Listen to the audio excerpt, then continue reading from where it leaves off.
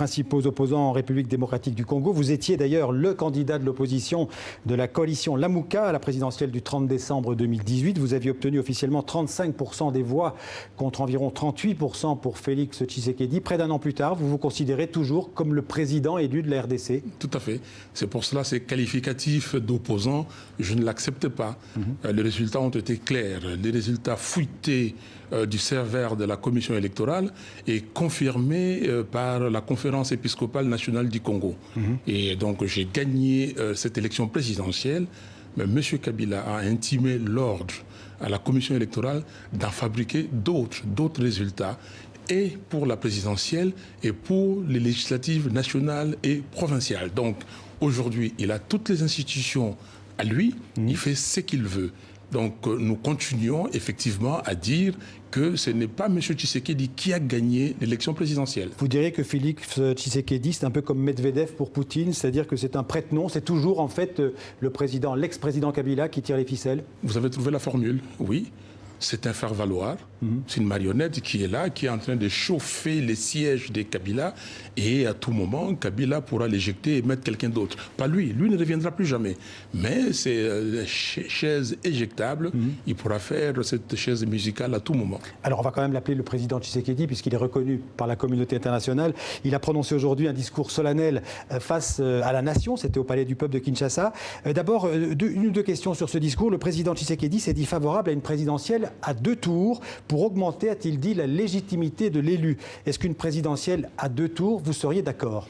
Mais Kabila, en 2006, c'était dans une présidentielle à 2 tours. C'est lui qui a changé le système. Mais c'est lui qui a changé le système. Mais à 2 tours, le deuxième tour, c'est Jean-Pierre Bemba qui avait gagné. Ce n'est pas ça le problème. Le problème, c'est que le système doit être revu de fond en comble. Moi-même, oui, nous avons dit qu'il faut des réformes. Je suis totalement d'accord avec la présidentielle à 2 tours, mais il faut d'abord que tous les Congolais se mettent d'accord sur les réformes à faire. Sinon, si vous dites à l'institution Parlement aujourd'hui de faire ces réformes, cette institution est inféodée, cette institution, c'est Kabila qui va la commander. Alors, le président Tshisekedi a aussi évoqué des violences dans l'est de la RDC. Je propose qu'on écoute un court extrait de sa déclaration. Vous réagirez juste après. Nous avons affaire à une guerre asymétrique avec des actes de terreur. Notre détermination est totale et sans faille pour les éradiquer. Je me dois de rappeler que ce n'est pas le moment de mettre en exergue nos clivages politiques et autres pendant que nos forces armées sont engagées pour rétablir la paix pour notre population. Le temps est à la communion, à la cohésion et à l'union de toutes nos forces. Cohésion, union de toutes les forces? Qu'est-ce que vous lui répondez? Mais les forces armées sont infiltrées.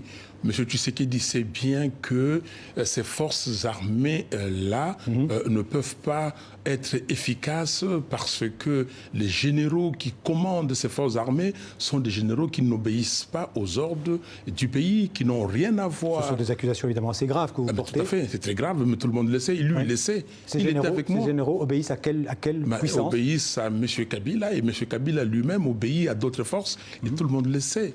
Donc, j'allais vous poser ma question autrement. Oui. On sait que les populations civiles, dans la région de Béni en particulier, mais dans le nord Kivu et aussi dans le sud Kivu, sont victimes de ces massacres. Il y a eu des dizaines, des centaines de morts ces derniers mois.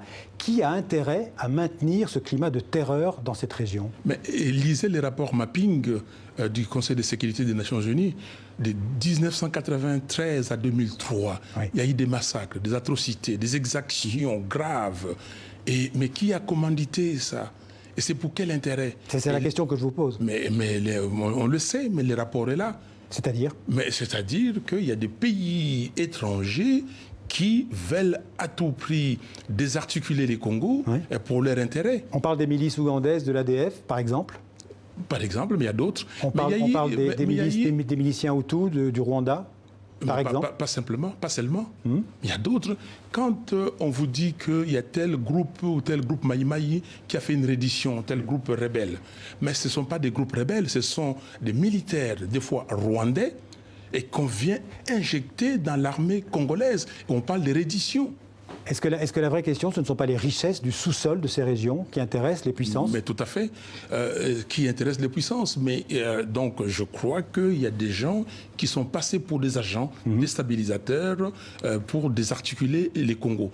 Et il y a des pays qui pensent qu'aujourd'hui, les Congos est trop grand. Les Congos a trop de richesses, il faut les démanteler, il faut créer des poches d'instabilité. Et ça, ces poches d'instabilité, c'est très grave parce que ça va atteindre tout le monde. Vous avez vu au Niger ce qui s'est passé au Niger. Ce qui veut dire qu'il y a aussi une forme d'islamisation dans l'est de la RDC. Mais il y a tout ça, il y a des accusations qui viennent. Et ce qu'il faut, quand il y a des accusations, j'ai suivi Colette Brackman, votre conseiller, journaliste belge du soir. Exactement, qui a parlé de ça. Oui. Mais il ne faut pas balayer ça d'un revers de la main. Oui. Il faut des enquêtes. Il faut qu'on sache, est-ce que c'est vrai que les casques bleus pakistanais ont évangélisé, ont créé des mosquées? Ça, c'est une question. J'allais vous poser la question des casques bleus, excusez-moi, parce que le temps passe très vite. La MONUSCO, c'est une des plus importantes missions de l'ONU, 15 000 hommes, il y en avait 20 000 avant. Est-ce qu'elle doit rester en RDC? Est-ce qu'elle doit être encore renforcée? La question ne se pose pas en ces termes. La question se pose, quel est le rôle de la MONUSCO? MONUSCO, mission de l'Organisation des Nations Unies pour la stabilisation du Congo, avec à la clé une brigade